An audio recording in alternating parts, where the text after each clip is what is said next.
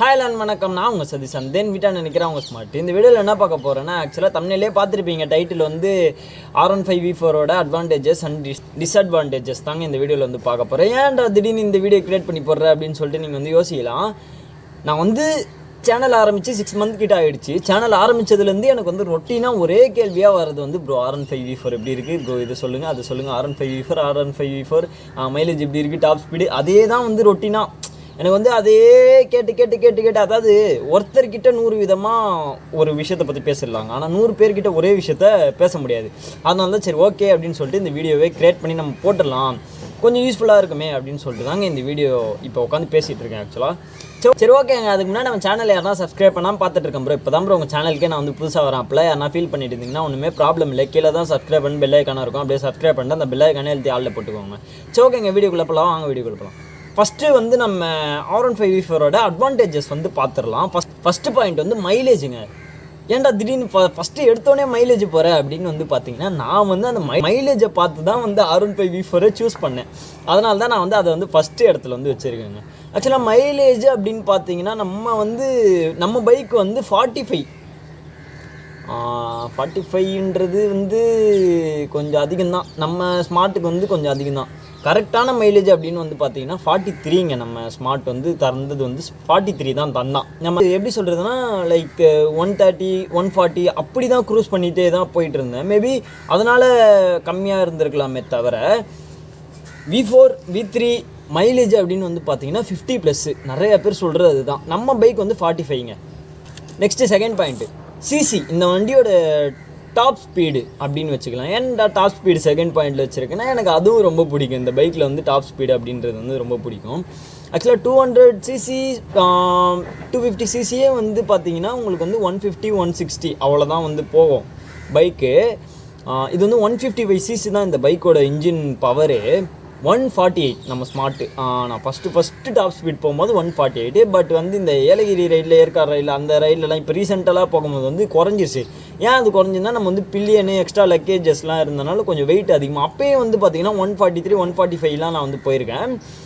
But வந்து கரெக்டான ஒரு டாப் ஸ்பீடு அப்படின்னா 148. நான் சோலோவாக வந்து ஒரு வாட்டி ட்ரை பண்ணி பார்த்தேன் 148. அதுக்கு மேலே பைக் ஏறல. ஆனால் நானே ஓப்பனாக சொல்கிறேன், அதுதான். அதுக்கு மேலே வந்து 150 கூட 149 போயிட்டு டக்குன்னு 148 147 146 அப்படி தான் போச்சு தவிர 150 தொடக்கூட இல்லைங்க நம்ம பைக்கு. மேபி உங்கள் ஃப்ரெண்ட்ஸு இல்லை நீங்கள் யாருன்னா V4 வச்சுருக்கீங்க அப்படின்னா உங்கள் டாப் ஸ்பீடாக அப்படியே கமெண்டில் கொஞ்சம் பதிவு பண்ணுறேங்க. அப்படியே கமெண்ட் செக்ஷனில் அப்படியே கமெண்ட் பண்ணுறேங்க, உங்கள் வண்டி எவ்வளோ டாப் ஸ்பீடு போயிருக்கு, இல்லை நீங்கள் எவ்வளோ டாப் ஸ்பீடு இது வரையும் உங்கள் பைக்கில் போயிருக்கீங்க அப்படின்னு சொல்லிட்டு எனக்கு கமெண்ட் பண்ணுங்கள், நான் பார்த்து அப்படியே படிச்சுக்கிறேங்க. தேர்ட் பாயிண்ட் அப்படின்னு பார்த்தீங்கன்னா ரைடிங் கம்ஃபர்ட் தான். ரைடிங் கம்ஃபர்ட் லைக் எப்படி சொல்கிறதுனா, பில்லியன் ரைடிங்க்கு நான் வந்து வரல, அது வந்து டிஸ்அட்வான்டேஜில் வந்துருக்கும். ரைடிங் கம்ஃபர்ட் அப்படின்னும் போது வந்து ஒரு எப்படி சொல்கிறதுனா வேறு லெவலில் இருக்கும். நான் இதுவரையும் வேறு எந்த பைக்லேயும் வந்து அந்தளவு கம்ஃபர்ட் வந்து பார்த்தது கிடையாது. ஃபஸ்ட்டு வந்து பைக் வாங்கின புதுசில் வந்து எனக்கு வந்து ரிஸ்ட்டு பெயின், நெக் பெயின் எல்லாமே இருந்தது. பேக் பெயின் இதுவரையும் வந்தது கிடையாது, ஓப்பனாக சொல்லிடுறேன். ரிஸ்ட்டு பெயின் எனக்கு பயங்கரமாக வலிக்கும். பட் போக போக போக போக எனக்கு வந்து அந்த எப்படி சொல்கிறது, அந்த சீட்டில் எப்படி நான் உட்கார்றது, அந்த ஒரு பொசிஷன்லாம் தெரிஞ்சவொடனே எனக்கு வந்து ரிஸ்ட்டு பெயின்னா என்ன அப்படின்ற மாதிரி ஆகிடுச்சு. ரைடிங் கம்ஃபர்ட்டுக்கு வந்து எனக்கு அவ்வளோ ரொம்ப பிடிக்குங்க. அதுவும் நம்ம ஸ்மார்ட்டோட கம்ஃபர்ட் வந்து எந்த பைக்லேயும் வராது. நான் அதர் V4லலாம் உட்காந்து பைக்கும் ஓட்டி பார்த்துருக்கேன். பட் நம்ம ஸ்மார்ட்டோட கம்ஃபர்ட் மட்டும் எந்த பைக்லேயும் நான் வந்தது கிடையாது. அதனால தான் சரி ஓகே அப்படின்ட்டு இதை வந்து அட்வான்டேஜில் வந்து சேர்த்து வச்சுருக்கேங்க. ரைடிங் கம்ஃபர்ட்டுக்காகவே வந்து தாராளமாக சூஸ் பண்ணலாம் V4. பட் வந்து ரொம்ப குள்ளமாக இருக்கிறவங்களுக்கும் ரொம்ப ஹைட்டாக இருக்கிறவங்களுக்கும் இந்த வண்டி வந்து செட் ஆகாது. ரொம்ப குள்ளமாக இருந்தாலும் அவங்களுக்கு வந்து ரொம்ப குனிஞ்சு ஓட்டுற மாதிரி இருக்கும். ரொம்ப ஹைட்டாக இருந்தால் என்னென்னா குனிஞ்சு ஓட்டுற மாதிரியே இருக்காது. நார்மலாக நேக்கட் பைக்கில் எப்படி ஓட்டுறோமோ அந்த மாதிரி தான் இருக்கும். அதனால தாங்க இந்த சைஸில் இருக்கிறவங்களுக்கு மட்டும்தான் கொஞ்சம் கரெக்டாக அந்த வண்டி வந்து சூட் ஆகும், கம்ஃபர்ட்லேயும் கரெக்டாக இருக்கும். ஃபோர்த் பாயிண்ட் வந்து பார்த்தோம்னா பிரேக்கிங் தாங்க நான் வந்து சொல்லுவேன். என்னடா பிரேக்கிங் சொல்கிறேன் அப்படின்னு சொல்லிட்டு நிறைய பேர் யோசிக்கலாம். பட் நம்ம வந்து ஸ்டார்டிங்கில் நான் ஸ்மார்ட்டை பற்றி பேசி போட்டிருக்க வீடியோவே அதுவாக தான் இருக்கும். Break failure in your smart அப்படின்னு சொல்லிட்டு போட்டிருப்பேன். பட் வந்து அது வந்து எனக்கு அப்போ வந்து தெரியல, ஏபிஎஸ்னால் எப்படி ஒர்க் ஆகும் அப்படின்னு சொல்லிட்டு சரியாக தெரியல. நான் வந்து அதுக்கப்புறம் நிறைய பேர்கிட்ட கேட்டு சர்வீஸ் சென்டரில் கேட்டவொடனே தான் எனக்கு வந்து அந்த நாலேஜே தெரிஞ்சுது. ஓகே, ஏபிஎஸ்னால் இப்படி தான் ஒர்க் ஆகும் அப்படின்ட்டு. பட் நான் அதுக்கப்புறம் எனக்கு வந்து பிரேக் எப்படி சொல்கிறது லைக் பைக்கை லாங் ட்ராவல்லாம் பண்ணி ஒரு ஒரு கட்டத்துக்கு மேலே பைக் வந்து நல்லா செட் ஆகிடும்ல உங்களுக்கு. அந்த பிரேக்கிங்லேருந்து எல்லாமே நல்லா செட் ஆகும். எனக்கு வந்து பிரேக்கிங் வந்து அவ்வளோ ஒரு சூப்பராக இருந்தது. அதாவது இப்போ நார்மலாக நீங்கள் ஒரு 100ல் நீங்கள் வந்து க்ரூஸ் பண்ணிட்டு போயிட்டுருக்கீங்க பைக்கை அப்படின்ட்டுனா, ஒரு நீங்கள் வந்து சடனாக ஒரு பைக்கோ இல்லை காரோ ஏதோ ஒன்று கிராஸ் ஆகுது, உங்கள் ட்ராக்கில் கிராஸ் ஆகுது அப்படின்னா நீங்கள் வந்து அவ்வளோ தூரத்தில் போய் நிறுத்தணும் அப்படின்னு நினைப்பீங்க. பட் இன்னுமே ஷார்ட்டாகவே நிறுத்திடலாம். அந்தளவு வந்து பிரேக் இருக்குன்னா அப்போ வந்து நீங்களே கெஸ் பண்ணி பார்த்துக்கோங்க. அதனால தாங்க நான் வந்து 4th இடத்துல வந்து பிரேக்கிங் வச்சுருக்கேன். 5th பாயிண்ட் அப்படின்னு பார்க்கும்போது ஓவரால் லுக் வைஸ் தாங்க நான் வந்து சொல்வேன். எப்படி சொல்கிறதுனா, அந்த வண்டி எந்த சைடு இருந்து பார்த்தாலும் அவ்வளோ ஒரு அழகாக இருக்கும். அட்வான்டேஜாக தான் உங்களுக்கு தெரியுமே. உங்களுக்கு வந்து என்ன தான் நேக்கடு பைக் பிடிச்சாலுமே V4 பார்த்தாலே உங்களுக்கு வந்து என்னடா இது இப்படி இருக்கே, சூப்பராக இருக்குது. அதே மாதிரி இது வந்து ஒரு 155cc அப்படின்னு யாருமே சொல்ல மாட்டாங்க. நான் வண்டி எடுத்து புதுசாலாம் வந்து பார்த்தீங்கன்னா V4 அப்படின்றது வந்து யாருக்குமே தெரியாது. என்ன வண்டிடா சூப்பர் பைக் எதனா எடுத்திருக்கேன், அந்த மாதிரி தான் என்கிட்ட நிறையா கொஸ்டின்ஸ் வந்ததே. அதுதான் வெளியில் பப்ளிக் ரியாக்ஷன்லேயுமே சரி, பர்சனலாக என்கிட்ட சேட்டில் பண்ணவங்களும் சரி, ப்ரோ இது என்ன பைக் ப்ரோ அப்படின்னு கேட்டிருக்காங்க நிறைய பேர். அது இல்லாமல் வெளியிலலாம் கேட்கும் போது எவ்வளோ 4 5 அந்த மாதிரி கேட்பாங்க. 4 5 போது 4 லட்சமா 5 லட்சமா, 4 லட்சம் 5 லட்சம் அப்படின்னா வந்து சூப்பர் பைக் தான் அவ்வளோ இருக்கும் அப்படின்ற மாதிரி எல்லாருக்குமே தெரியும். பட் இந்த பைக்கே வந்து அப்படி சொல்லும் போது எத்தனை சிசி, ஒரு 300cc இருக்குமா, 350 400 அப்படி தான், அந்தளவு தான் இமேஜின் பண்ணி என்கிட்ட நிறைய பேர் கேட்கவும் எனக்கு வந்து ஓகே இது லுக் வந்து அவ்வளோ சூப்பராக இருக்குது போல், அதனால தான் இப்படி கேட்குறாங்க அப்படின்ற தாட் வந்து தான் நான் அதுக்கப்புறம் தான் எனக்கே தோணுச்சுங்க. வேறு ஒன்றும் இல்லை. ஓவரால் லுக் வைஸ் வந்து வேறு லெவல். உண்மையாலுமே சொல்லணும்னா எந்த சைடு இருந்து பார்த்தாலும் அவ்வளோ சூப்பராக இருக்கும். அதே மாதிரி வந்து நீங்கள் உள்ள பைக்கில் உட்காந்துருக்கிறதே தெரியாது. ஒரு ஓவரால் லுக் வைஸ் வந்து சூப்பராக இருக்குங்க. நெக்ஸ்ட்டு வந்து நம்ம வந்து டிஸ்அட்வான்டேஜ் போயிடலாங்க. டிஸ்அட்வான்டேஜில் வந்து நீங்கள் வந்து பார்த்தீங்கன்னா அதுலேயும் கொஞ்சம் ஒரு சில ரீசன்ஸ்லாம் இருக்கும். ஆனால் வந்து இதெல்லாம் ஒரு டிஸ்அட்வான்டேஜா அப்படின்ற கேட்குற அளவுக்கு அந்த மாதிரிலாம் வந்து ஷாக்கிங் ரிசல்ட்டாகவும் இருக்கும். ஃபஸ்ட்டு வந்து சீட் கம்ஃபர்ட் பொறுத்தவரையும் அது வந்து அட்வான்டேஜ்லேயும் நான் வந்து அதை பற்றி பேசியிருப்பேன். டிஸ்அட்வான்டேஜில் ஏன் அதை வந்து நான் சொல்கிறேன்னா, இப்போ வந்து லைக் ஃபஸ்ட்டாக புதுசாக பைக் வாங்குறீங்க அப்படின்னும் போது வந்து உங்களுக்கு வந்து சீட் கம்ஃபர்ட்டே வந்து இருக்காது. எப்படி நம்ம உட்காரணும், எப்படி ஹேண்டில் பண்ணணும் அப்படின்றதே தெரியாது. அதை நீங்கள் கற்றுக்கிறதுக்கே ஒரு எப்படி சொல்கிற ஒரு ஒன் மந்த் கிட்ட ஆகிடும் எனக்கு தெரிஞ்சு.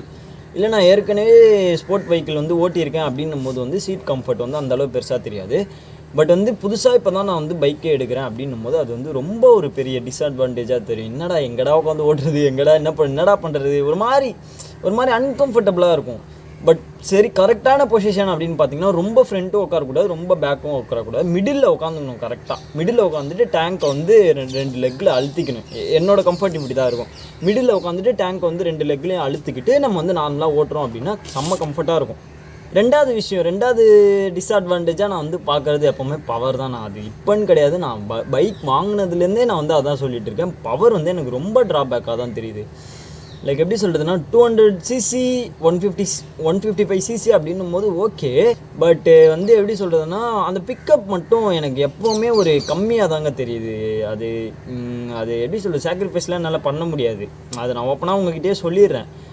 எனக்கு வந்து பவர்லாம் முக்கியமே கிடையாது. எனக்கு வந்து R15 V4 அப்படின்னா மட்டும் இந்த பைக் வந்து நான் ப்ரிஃபர் பண்ணுவேன். பட் எனக்கு வந்து பவர் ரொம்ப முக்கியம். பவர் இல்லைனா வேஸ்ட் பைக், நான் வந்து பவர் இல்லைனா பைக்கே வாங்க மாட்டேன் அப்படின்னும் போது தயவு செஞ்சு வந்து R15 V4 M MT எதுவுமே எடுத்துடாதீங்க. ஸ்ட்ரைட்டாக வந்து டியூக்கு இல்லைனா RC டீசெண்டாக 200cc போயிடுங்க.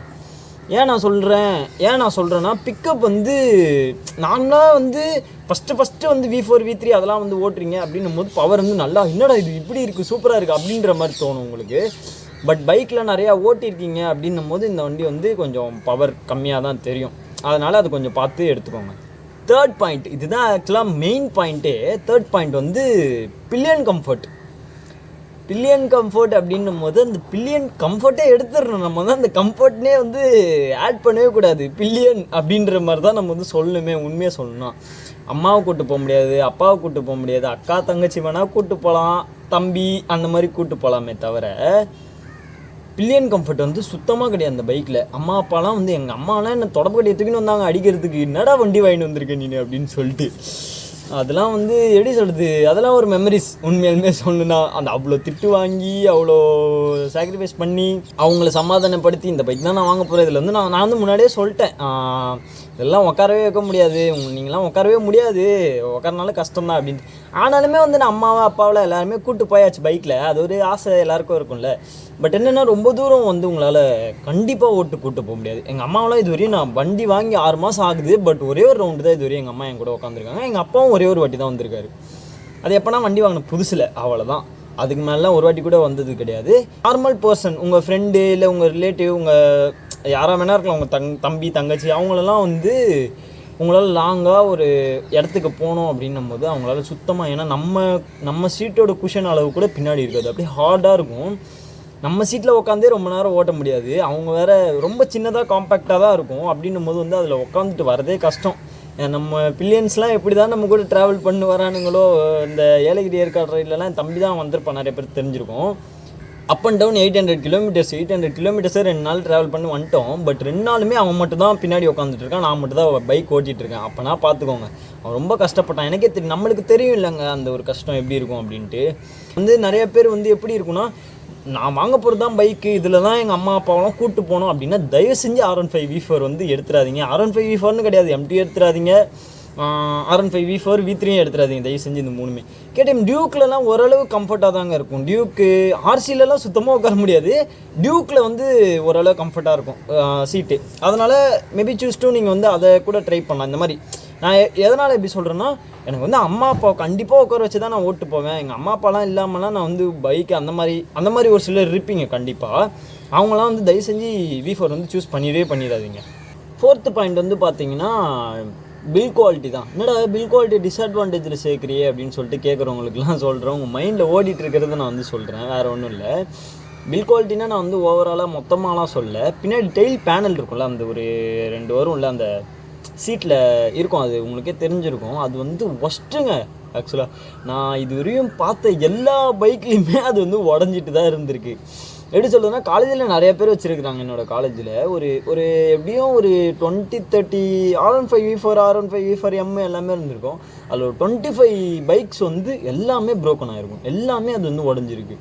என் பைக்லேயே வந்து உடஞ்சிருக்கு, நிறைய பேருக்கு தெரிஞ்சிருக்கும். பட் நம்ம வந்து அதை அவ்வளோ ஒரு பொக்கிஷமாக நம்ம வந்து பார்த்துட்டு அதை வந்து அப்படி பார்த்துப்போம். நான் வந்து மோஸ்ட்லி உட்கார தெரியாதவங்கள வண்டியில் ஏற்றவே மாட்டேன். நான் வந்து ஓப்பனாகவே சொல்கிறேனே, என் வண்டியில் ஏற்றவே மாட்டேன். உட்கார தெரிஞ்சவங்களுக்கு மட்டும்தான் அலோடு. அதில் நம்ம பைக்லேயே அது வந்து உடஞ்சிருக்கும். அது ஏன்னா நம்ம பழைய வீடியோ யாருனா பார்த்துருந்தீங்கன்னா அவங்களுக்கு வந்து தெரிஞ்சிருக்கும். அந்த ரீசன் வந்து அதனால தான் அது வந்து உடஞ்சிருக்கும், கிராக் ஆகிருக்கும். ஆக்சுவலாக அது உடஞ்சது வந்து எனக்கு தெரிஞ்சதை நான் அப்படி இப்படி ஒட்டி வச்சு இப்போ ஏதோ ஓடிட்டுருக்கு. அதனால தாங்க நான் வந்து அதை டிஸ்அட்வான்டேஜில் வச்சுருக்கேன். நான் வந்து ஓவராலாக சொல்லவே இல்லைங்க. ஏன்னா V3க்கும் V4க்கும் அவ்வளோ ஒரு பில் குவாலிட்டி வந்து அப்கிரேட் பண்ணிருக்காங்க. நான் அதுக்கு வந்து ஒரு எப்படி சொல்கிறதுனா, அது வந்து ஒரு நல்ல விஷயமாக தான் நான் வந்து பார்க்குறேன். ஏன்னா V4க்கு வந்து டெயில் பேனல் அது மட்டும்தான் உடஞ்சிருக்கும். V3யில் நிறைய பேர் டேங்கே கழட்டி வச்சு ஓட்டின்னு இருப்பானுங்க. நான் அதை கண்ணை எதிர்க்கே பார்த்துருக்கேன். என் ஃப்ரெண்டுலாம் ரீசெண்டாக V4 வரத்துக்கு முன்னாடி தான் V3 எடுத்தான். அவன் டேங்க்லாம் அப்படியே அமுங்கும், உள்ளே தனியாக கலந்து வந்துடும். என்னடா இது குவாலிட்டி அப்படின்ற மாதிரி தான் நான் பார்த்து ஃபீல் பண்ணிகிட்டு இருப்பேன். நம்ம வேறு V3 எடுக்க போகிறோம் சொல்லியிருந்தோமே அப்படின்னு சொல்லிட்டு. அப்புறம் V4 வந்துச்சு. V4ஓட குவாலிட்டிலாம் வந்து சூப்பருங்க. ஆக்சுவலாக டேங்க் குவாலிட்டிலாம் வந்து அடிச்சிக்கவே முடியாது, அவ்வளோ ஒரு பர்ஃபெக்டாக இருக்கும். பட் வந்து பின்னாடி காட்டிட்டானுங்க. அதாவது V3யில் முன்னாடி, V4ல் பின்னாடி, அந்த மாதிரி. 5th பாயிண்ட்டு என்னவா இருக்கும் அப்படின்னு சொல்லிட்டு நீங்கள் கெஸ் பண்ணி சும்மா ஒரு கமெண்ட்டாக போடுங்க. இது வந்து இந்த விஷயம் வந்து டிஸ்அட்வான்டேஜாக தெரிஞ்சிருக்கு ப்ரோ அப்படின்னு சொல்லிட்டு சும்மா நீங்களே கெஸ் பண்ணி அந்த மாதிரி நேரத்துக்கு கமெண்ட் பண்ணிருப்பீங்க எனக்கு தெரிஞ்சு. 5வது பாயிண்ட் அப்படின்னு வந்து பார்த்தீங்கன்னா ரஸ்ட் இஷ்யூ வந்து பற்றி பேசணும் அப்படின்னா அது வந்து பேசிக்கிட்டே தாங்க உண்மையாலுமே போகலாம். ஏன்னா என் பைக்லலாம் வந்து பார்த்திங்கன்னா மோஸ்ட்லி நான் ரஸ்ட் இஷ்யூ வர விட மாட்டேன். ஆனால் நிறையா பேர் வெஹிக்கிள்ஸில் வந்து ரஸ்ட்டு தான் ஃபுல் அண்ட் ஃபுல். ஏன்னா அவங்களெல்லாம் நான் வந்து பைக்கை குறை சொல்ல மாட்டேன். ஏன்னா எல்லா பைக்லேயுமே ரஸ்ட் இஷ்யூ அப்படின்றது இருக்கும். ஒரு சில பைக்ஸ்லலாம் நிறையா வெஹிக்கிள்ஸில் இருக்கும். பட் அவங்க வந்து ப்ராப்பராக பார்த்துக்கணும். பைக் வந்து கேர்லெஸ்ஸாக என்ன அப்படின்ற மாதிரி பார்த்துப்பாங்களே, அவங்கள தான் நான் வந்து குறை சொல்லுவேன். பட் ரஸ்ட் இஷ்யூ வந்து பயங்கரமாக இருக்குது பைக்கில் V4ல். பட் நீங்கள் பார்த்துக்கிறீங்க, நீங்கள் வந்து கரெக்டாக ப்ராப்பராக வச்சுக்கிறீங்க அப்படின்னும் போது ரெஸ்ட் இஷ்யூ வந்து வரது கிடையாது. ரெஸ்ட்டு இருக்குது, எப்படி சொல்கிறது, ஃபுல் அண்ட் ஃபுல்லாலாம் உங்களாலலாம் போக வச்சிட முடியாது. அந்த சந்தில் பொந்துலலாம் இருக்கும்போது உங்களால் ஒன்றும் பண்ண முடியாது. டிஸ்க் பேடில் வந்து இருக்கிறத வந்து அதை இது பண்ணி வச்சிடலாங்க, அதை போக வச்சிடலாம். அதுக்கெலாம் நான் வந்து மெயின்டெனன்ஸில் வந்து நான் அந்த உங்களுக்கு டீட்டெயிலாக அதை வந்து நான் உங்களுக்கு தெளிவாக சொல்லிடுறேன் அந்த வீடியோவை. 5வது விஷயம் வந்து இது தாங்க, ரஸ்ட் இஷ்யூ. ரஸ்ட் வந்து கண்டிப்பாக இருக்குது, எல்லா பைக்லேயுமே இருக்குது V4ஓடது.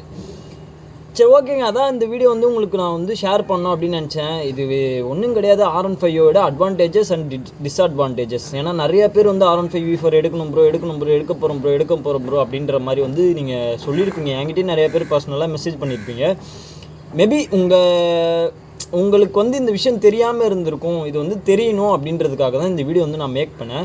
எனக்கு தெரிஞ்ச அட்வான்டேஜஸ்லையும் நான் வந்து நிறையா விஷயம் மிஸ் பண்ணியிருப்பேன், டிஸ்அட்வான்டேஜஸ்லையும் நான் வந்து மிஸ் பண்ணியிருப்பேன். சப்போஸ் அந்த மாதிரி மிஸ் பண்ண பாயிண்ட்ஸ்லாம் உங்களுக்கு வந்து தெரிஞ்சிருக்கு அப்படின்னா நீங்கள் வந்து கமெண்ட் பண்ணுங்கள். நான் வந்து எதை சொல்கிறேன்னா, நார்மலாக இந்த 1555cc விவி ஆக்ஷன் இந்த அது இதுன்னு இருக்கும்ல, இந்த ஏபிஎஸ் இருக்கிறது, இந்த அப்சைட் டவுன் ஸ்போக் அதெல்லாம் வந்து கொடுத்துருக்கிறது, அதெல்லாம் நான் வந்து மீன் பண்ணி சொல்ல. எனக்கு தெரிஞ்ச அட்வான்டேஜஸும் எனக்கு தெரிஞ்ச டிஸ்அட்வான்டேஜஸும், அதாவது நான் எல்லாருமே சொன்னதே வந்து சொல்லலை உங்ககிட்ட. நான் வந்து எனக்கு தெரிஞ்சதை தான், என் பைக்கில் நான் என்ன ஃபீல் பண்ணுறேனோ அதை மட்டும் ஒரு 5 பாயிண்ட்டாக வந்து உங்களுக்கு நான் வந்து சொல்லியிருக்கேங்க. வேறு ஒன்றும் இல்லை. மேபி நான் இதை வந்து சொல்லாமல் இருந்திருக்கலாம், இது வந்து சொல்லியிருக்கலாம். சொல்லாமல் இருக்கிற பாயிண்ட் எதனா உங்களுக்கு வந்து தெரிஞ்சுதுன்னா எனக்கு வந்து அப்படியே கமெண்ட் பண்ணுங்கள். நான் வந்து அதையும் அப்படியே ஆட் பண்ண ட்ரை பண்ணுறேங்க. சரி ஓகேங்க. இந்த வீடியோவில் உங்களுக்கு வந்து ஒரு சில விஷயம் வந்து தெரியாமையும் இருக்கும். ப்ரோ இதை பற்றி நீங்கள் சொல்லியிருக்கலாம், இதை பற்றி சொல்லியிருக்கலாம் அப்படின்னு. ஏன்னா எல்லா விஷயத்தையுமே ஒரே வீடியோவில் நம்மளால் தந்துட முடியாது. அதனால் அந்த மாதிரி உங்களுக்கு எதனா தோணுச்சு அப்படின்னா எனக்கு வந்து தனியாக பர்சனலாக இன்ஸ்டாவில் வந்து மெசேஜ் பண்ணுங்கள். நான் எல்லாருக்குமே ரிப்ளை பண்ணுவேன். இன்ஸ்டாவோட லிங்க் வந்து கீழே தான் டிஸ்கிரிப்ஷனில் இருக்கும். அப்படியே போனீங்கன்னா கிளிக் பண்ணிங்கன்னா அப்படியே உங்கள் விருப்பம் ஃபாலோ பண்ணிக்கலாம். ஃபாலோ பண்ணிட்டு மெசேஜ் பண்ணிங்கன்னா நான் வந்து கண்டிப்பாக ரிப்ளை பண்ணுவேங்க. சரி ஓகேங்க. இந்த வீடியோ இதோட முடிச்சுக்கிறேன். நெக்ஸ்ட் வீடியோவில் வந்து உங்களை மீட் பண்ணுறேன். அது வரையும் பாய். அதுக்கு முன்னாடி நம்ம சேனலில் யாரா சப்ஸ்கிரைப் பண்ணணும்னா சப்ஸ்கிரைப் பண்ணிட்டு அந்த பெல் ஐக்கானே ஆல்ல போட்டுக்கோங்க. சரி ஓகேங்க, பாய்.